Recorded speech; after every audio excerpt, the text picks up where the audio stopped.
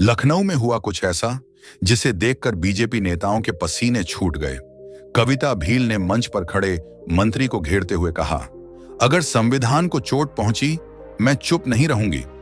कविता भील को पसंद करने वाले लाइक, शेयर और कमेंट में लिखूं, कविता भील का काम आपको कितना अच्छा लगता है। लखनऊ पुलिस की गाड़ियां सायरन बजाती हुई पहले आईं। पीछे पीछे काले शीशों वाली एसयूवी का एक लंबा काफिला धीरे धीरे मैदान की ओर बढ़ा। लोगों की भीड़ ने नारों के साथ स्वागत किया। जय भीम, जय भीम, कविता भील जिंदाबाद। समानता की आवाज कौन? कविता भील। कविता भील काफिले की बीच वाली गाड़ी रुकी।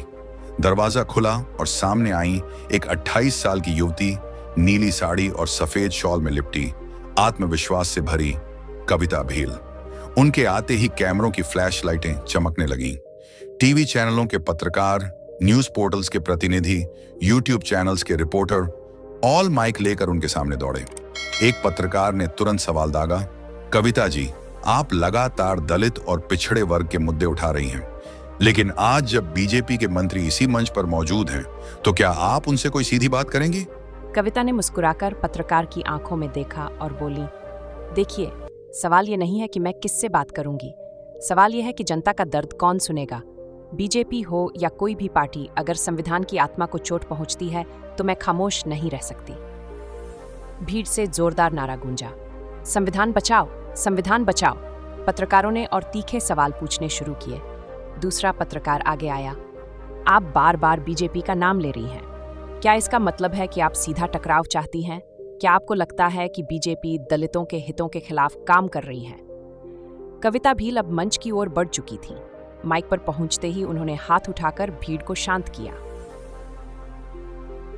साथियों, उनकी आवाज गूंज उठी, आज का दिन किसी पार्टी के लिए नहीं, इस देश की जनता के लिए है। लेकिन जब पत्रकार मुझसे पूछते हैं कि बीजेपी में दलितों की क्या स्थिति है,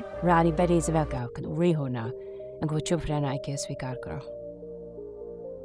बीजेपी कहती है कि वह सबके साथ सबका विकास करती है, लेकिन सच यह है कि जब दलित बच्चा गांव के स्कूल में जाता है तो उसके लिए अब भी अलग बर्तन रखे जाते हैं। जब दलित किसान मंडी में अपनी फसल बेचने जाता है तो उसे गेट पर ही रोका जाता है। जब दलित युवती कॉलेज में दाखिला लेती है तो उसके नाम के आगे जाति की फुसफुसाहट होती है। और जब दलित अफसर ईमानदारी से काम करता है तो उसके तबादले कर दिए जाते हैं। मुझे बताइए, क्या ये सबका साथ है? भीड़ से आवाज आई, नहीं। कविता ने उंगली उठाकर मंच पर बैठे बीजेपी नेताओं की ओर इशारा किया। आपके घोषणा पत्र में दलितों के लिए बड़े बड़े वादे लिखे जाते हैं, लेकिन जमीनी हकीकत यह है कि दलितों की आवाज दबाई जाती है। जो बोलता है उसे जेल में डाला जाता है, उसके ऊपर झूठे मुकदमे लगाए जाते हैं। क्या यही है विकास? पत्रकारों ने कैमरा फोकस कर लिया। टीवी चैनलों पर लाइव टेलीकास्ट हो रहा था। भीड़ से एक बुजुर्ग महिला चिल्लाई, बेटी, बोलते रहो, हमारी आवाज बनो। कविता की आंखें चमक उठी।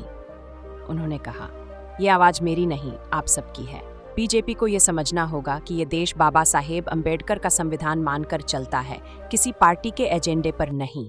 संविधान में हमें बराबरी का हक मिला है। अगर कोई पार्टी इस हक को कुचलने की कोशिश करेगी तो हम सड़क पर उतरकर जवाब देंगे। भीड़ गर्ज उठी, जय भीम, जय भीम। पत्रकारों ने तुरंत सवाल दागा, कविता जी, आपके इस बयान से बीजेपी में हड़कंप मच सकता है। क्या आप किसी विपक्षी पार्टी का एजेंडा चला रही हैं? कविता ने सीधा जवाब दिया, मैं किसी पार्टी का एजेंडा नहीं चला रही। मेरा एजेंडा सिर्फ एक है, सामाजिक न्याय। अगर बीजेपी या कोई भी पार्टी दलितों, आदिवासियों और महिलाओं को उनका हक देगी तो मैं उनके साथ खड़ी रहूंगी। लेकिन अगर वे संविधान से खिलवाड़ करेंगे तो चाहे प्रधानमंत्री ही क्यों न हो, मैं उनके खिलाफ बोलूंगी। मंच के सामने मौजूद बीजेपी नेता असहज होकर एक दूसरे से कानाफूसी करने लगे। माहौल गर्म हो चुका था। कविता ने भाषण को और धार दी, साथियों, हमें यह समझना होगा कि राजनीति में हमारा इस्तेमाल सिर्फ वोट बैंक की तरह किया जाता है।